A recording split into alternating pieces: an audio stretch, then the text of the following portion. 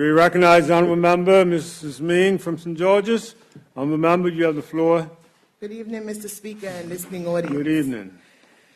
Well, I'm going to start by my comments today by saying that as a proud St. Georgian, I think many have expected that I would have spoken on this matter prior to now.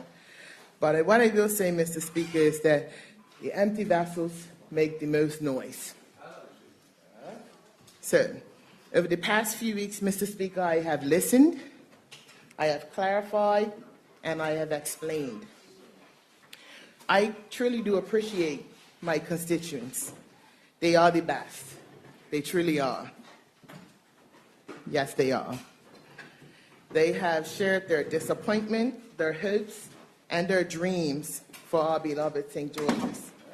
They are truly a force to be reckoned with, and I believe that we all do have blue blood running through us. Blue blood running through us. I'll speak to that later. Mr. Speaker, I have lived in St. George's all my life. I've actually lived in the town of St. George's my entire life. I've had the insight into the running of the corporations of St. George's, even prior to my becoming a common councillor and an alderman. As a child whose mother worked for the corporation most of my life, 41 years, I became very acquainted with the operations of the corporation of St. George's. And I apologize if I'm being selfish, Mr. Speaker, but I'm going to talk about St. George's. Mr. Speaker, my mother worked for the corporation for 41 years, and her employment ceased in 2015. I've had the opportunity to converse with mayors, councillors, aldermen, and corporation workers over the years. Mr. Speaker, I'm reminded on a regular basis that I watched you grow up. Because from the tender age of 5, I used to walk to my mom's job every day from school. And if I wasn't in the office, I could usually be found sitting in a seat of the common councillor, the alderman, or the mayor. So I think that sometime many years ago, I envisioned that I would become part of that process. I had the opportunity to mingle with lots of the former secretaries of the corporation. One in particular was a gentleman by the name of Mr. Robinson, who, for whatever reasons, always gave me 25 cents to get candy from Mayor Roberts' candy store. So, interacting with the secretary at the time, and then also interacting with the mayor. So the Roberts family is well known to me. The Robinson family is well known to me. And there are so many corporation workers that I have seen and conversed and lived with at this time. And just to name a few, Mr. Robinson, Miss Oakley, who worked for the corporation for many years. Miss Hooper, who left the corporation at 19 years and then came back and did another 19 years. Mr. Gilbert Smith, longtime employee of the corporation of St. George's. Mr. Harold Booth, longtime employee of the corporation of St. George's. Mr. Eugene Painter, longtime employee of the corporation of St. George's. Mr. Ricky Greenwood, who just passed last year. I know Mr. Greenwood because he too was a longtime employee of the corporation of St. George's. Alan Douglas, who currently works for government, worked for the corporation of St. George's as well. So, Mr. Speaker and listening audience, my understanding of how the corporation runs and operates goes way back. Yes. So, if you grow up around the corporation, Mr. Speaker, you have some deep roots invested in a corporation. And I'm going to educate my members that, and I said I would say this, I wanted to make sure I said it at the right time, all blood is blue. And that's actually a fact, okay? Until it is oxygenated, All blood. What's important is the Blue. color comes out. I'm going to mention what that color is. From my mom, who was employed by the corporation, to my great-grandmother, who is 101 years old, and 103 years old. She continues to advocate for St. George's. To my Uncle Fupa, who died as a common councillor, who tried for years, wanted to be on the corporation of St. George's. But because he did not own any land, he was only able to see that come to life in 2012 when the law was passed that said that you did not have to own land to sit on the corporation or within the municipality. And if you know anything about my Uncle Fupa, you know that his heart and soul was St. George's. So it was unfortunate that for most of his life, he was unable to really represent and participate in the process of improving St. George's. My Uncle Fupa had a dream, and his dream was to see a vibrant town that would embrace its history and anyone that came through it. And if you ever had a chance to speak with him, you would definitely have heard or learned about the UNESCO World Heritage Town of St. George. St. George's has always been a worthy topic and sometimes something to argue about at family functions. Mr. Speaker, we are a large family.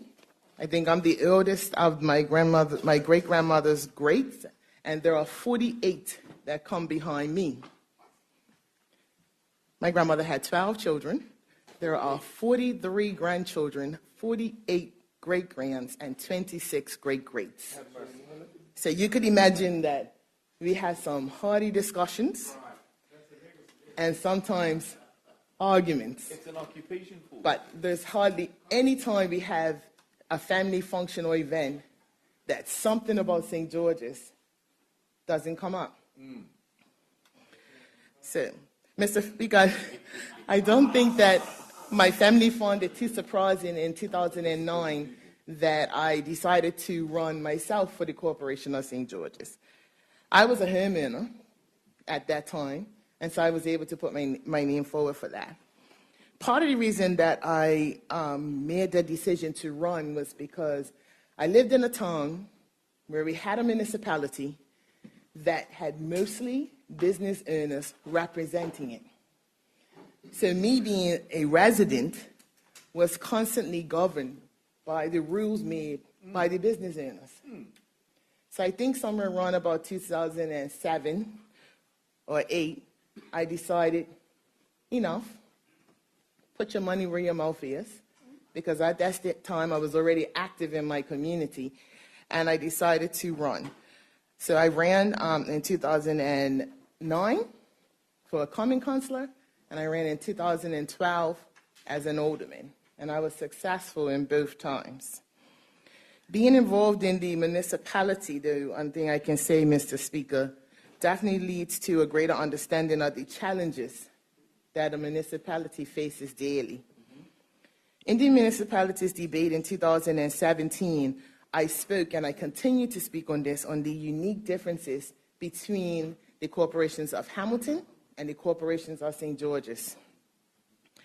Mr. Speaker, the corporation of Hamilton has approximately 1,600 business voters and approximately 550 residential voters. While St. George's is polar opposite. We have approximately 1,336 residential voters, and we have 50 business voters. So when you listen to it like that, you see that we have two municipalities that are completely different. And when I spoke to this before, and it has been my overarching thought on it, is that St. George's and Hamilton are almost like a square fitting into a circle, because we are making them be governed by the exact same Municipalities Act. And it actually behooves me that up until this point, even, that never changed. Because the Municipalities Act is of 1923. We are now in 2019, and this is an act that was put in place almost 100 years ago. So, as a proud St. Georgian who wants just the best for St. George's, I want to see a town that is thriving and that capitalizes on its greatest strength, its history. And to know St. George's is to understand the history. Mr. Speaker, specifically for you, like it or not, St. George's is where it all started. Okay? Well, we can say what we like, but I don't think that Sir George Somers and Mr. Gates landed in Somerset. Okay? They actually came off on Gates Bay, also commonly called Fort St. Catherine Beach. So you think about it, we heard a lot about 21 and 22 square miles. Well, in 22 square miles, they chose St. George's. So, like it or not, that is where it started. And this is where our history starts. So I've been using this phrase of this is where it started for quite some time, and even in social media, I always say that because I'm reminded of the rich history that St. George's has and continues to have. Mr. Speaker, the town of St. George's and her related fortifications, and when you start saying it like that, the historic town of St. George's and her related fortifications, you know where you're going with that, if you know anything about UNESCO, because that is what St. George's has. They are currently designated a UNESCO World Heritage Site, something that was bestowed on us in 2000. The evidence of our history, and you can Google, if you don't know what UNESCO World Heritage Site is, the significance of our history is why we were honored and privileged to get that title and to enjoy that status. Actually, Mr. Speaker, I'm just going to read for you. This says, and this can be found on the UNESCO World Heritage Site, the evidence of our history of early English urban settlement is the reason why St. George's received UNESCO status, and according to the UNESCO website, the historic town of St. George, with its related fortifications, is an outstanding example of a continuously occupied, fortified colonial town dating from the early 17th century, and the oldest English town in the New World. St. George's has relished its UNESCO status since 2000. Mr. Speaker, the flip side of enjoying a UNESCO status is maintaining that status. And in accordance to the UNESCO criteria, you would have to understand that there are certain rules, regulations around UNESCO World Heritage Sites, that there should be a management committee in place to deal with the UNESCO. And then you also need to submit a management report to UNESCO every 5 years. And if you go and you have a look on the UNESCO website, you'll see that it speaks to, and especially for Bermuda, all of the legislation that was put around having a UNESCO World Heritage Site, from historical buildings and lands. We have a preservation authority. There's a planning side of it for the historical side of it. So there's a lot that goes into maintaining a UNESCO World Heritage Site. The management plan is supposed to set out the vision, the management, and the guidelines, and the priorities for the restoration. The management plan actually should have two parts, and the second part is to set out the guidelines for the treatment and maintenance of procedures for heritage sites. Mr. Speaker, we have some work to do here. The World Heritage Site Management Committee meets, I think, once a month, and they are trying their best to ensure that St. George's keeps its UNESCO status.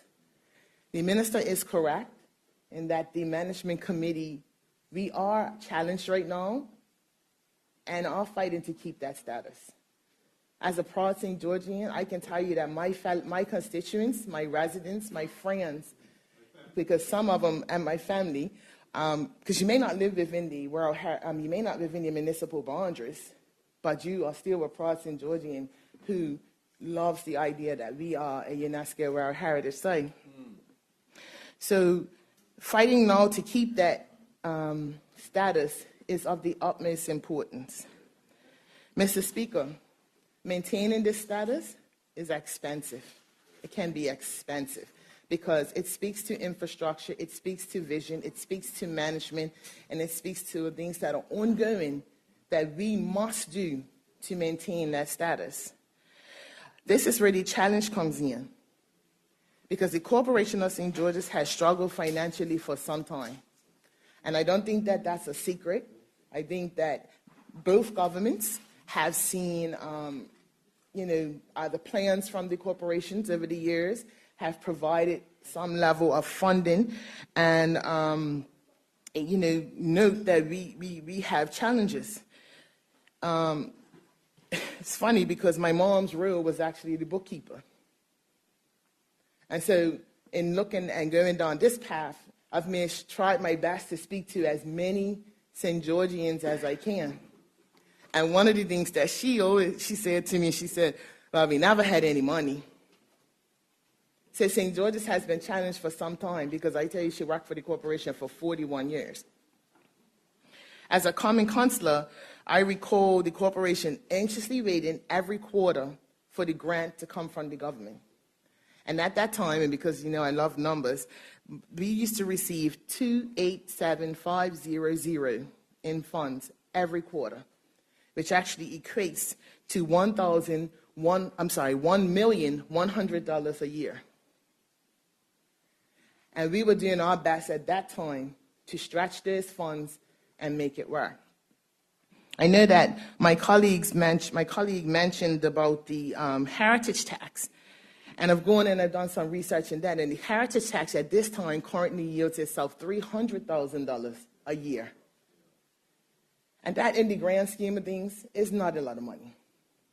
There's not much you can do running a town with $300,000. Although I'm not unappreciative of it, I'm just letting you know that they actually went from the government grants of $1,100,000 down to the heritage thing, which is $300,000. And both, even if they were combined, still don't assist with the operating budget of $2.75 million.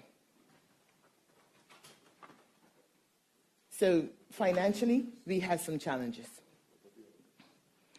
Mr. Speaker, I do want to take my hat off to the mayor of St. George's, because since being the area representative, we have had regular meetings, and we have brainstormed. We have even tried to concoct ways that we could make money. Because if it was one thing we always said was, independence comes when we have our own revenue stream. And so she has tried her best, to think of ways that we could make money and to create a greater revenue stream for the town. And it's been extremely difficult, Mr. Speaker. The funds that we need are well into the millions to maintain the town, because even with an operating budget of $2.75 million, that does not allow for any capital improvements. And so there are things within the town that we need to do, would like to do. I mean, we have Summers Gardens. We're so proud of it, yes. But if you're a disabled person in a wheelchair, you can't even get down there. It doesn't even have an access for that. And then you have bathrooms in Summers Gardens that are definitely in need of upgrading. I don't know if anybody's ever been in them, but they are so tiny. I guess they were for the old age person, but the modern people, it really doesn't work.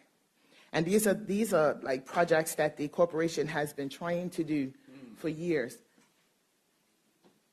We were able in 2013 or 14 to modernize the bathrooms at off the square, and that was a project that was started when I was on the corporation. So you have some projects that are going over into, they went from one administration to another for the upgrading of bathrooms. Unbelievable. Like, I feel like we should have been able and in a space to be able to do that without having to beg and borrow money from the government. But that just speaks to the situation in terms of finances when you think about the Corporation of St. George's. The staff at the Corporation of St. George's are phenomenal. And I'm talking about the staff that work in the office and the staff that work outside. Because even with the limited resources financially, they are making it work. Would I like to see them to be able to do more? Yes. I live within the municipality and I don't enjoy any benefits of the municipality because they don't have the resources to actually come further to where I live. In St. George's, there's trash pickup every day if you live downtown and for the businesses. Every day. While the rest of us have had to change to one day. But we do live within the municipality. Okay. Since being the area MP, there are many things on my list in terms of infrastructure. And my colleague over there, he's been a good sport. He gets a lot of my things done with my pressing and my pricking. But there is still so much more to be done. I did not say any names. I do recall a time, though, when I first purchased my home, and I said to you, I've always lived in the town, when I had to pay 2 taxes. Now, that blew me away. It's funny because you buy a house and you may not even think about that, but I was purchasing a house at the age of 24 and 25. I think we are so excited to purchase, we may not have looked at the, yes. So here I was paying land tax, and I was paying corporation tax. So it's that was, I think that was something that quickly, actually, I wouldn't say quickly, but it was stopped in 2003. And so St. George's people began to enjoy just one tax.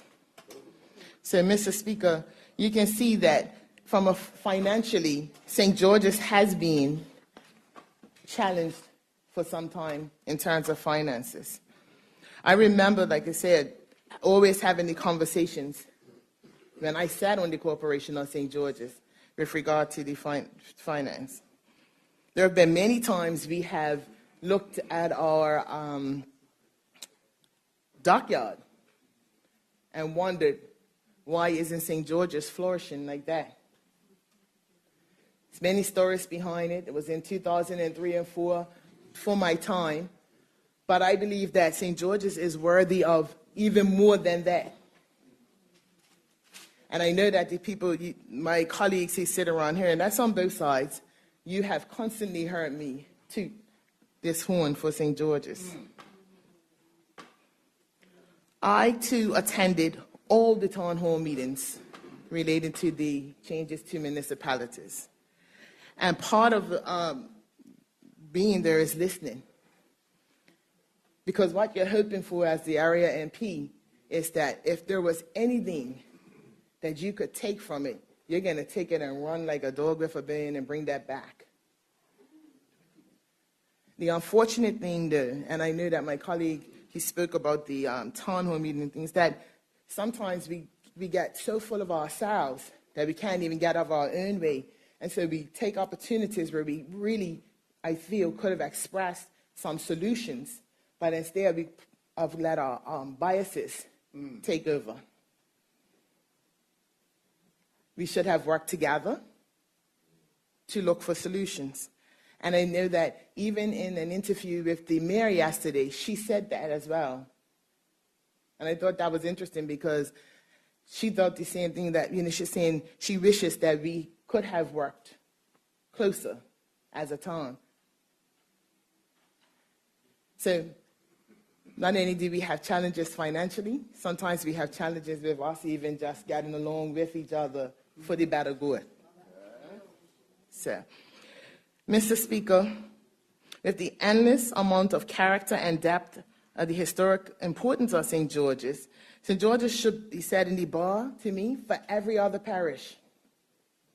And I know everybody else thinks that their constituency is, great and wonderful, but St. George's is where it all started. And so no matter what you think, that is the reality of it. And it deserves to find itself in a better space. Mr. Speaker, you cannot continue to do the same thing over and over and over and expect a different result. That's the definition of insanity. So as we go down this road, yes, I have met some people in my constituency here who said, I think we should just leave it how it is.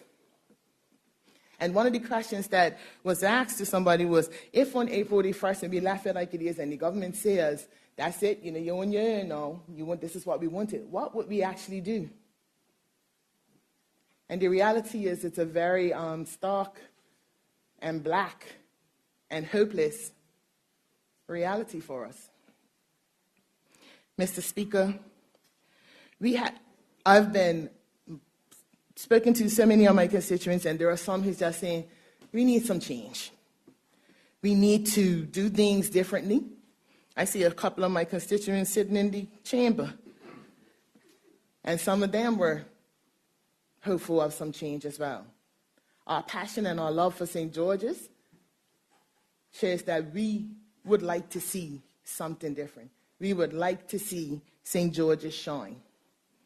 But, Mr. Speaker, I would be remiss if I don't say this here. I believe that St. George's people represent St. George's best. I've said that all the time. I've forever said that, and I'll continue to say that, because the times when I have seen other people who come in who don't understand St. George's, who don't understand the culture, who think that they know what's going on, that hasn't bode well for the town and the municipality on a whole. I have listened to my constituents, and if it's one thing that resonates to me, it's the need for St. George's to have its own act. I don't think anybody in here can, if you've been to the meetings, you would have heard it. And I think, and I implore the minister, and I would actually ask that he give an undertaking in this house tonight to go and look at that, make that happen for St. George's.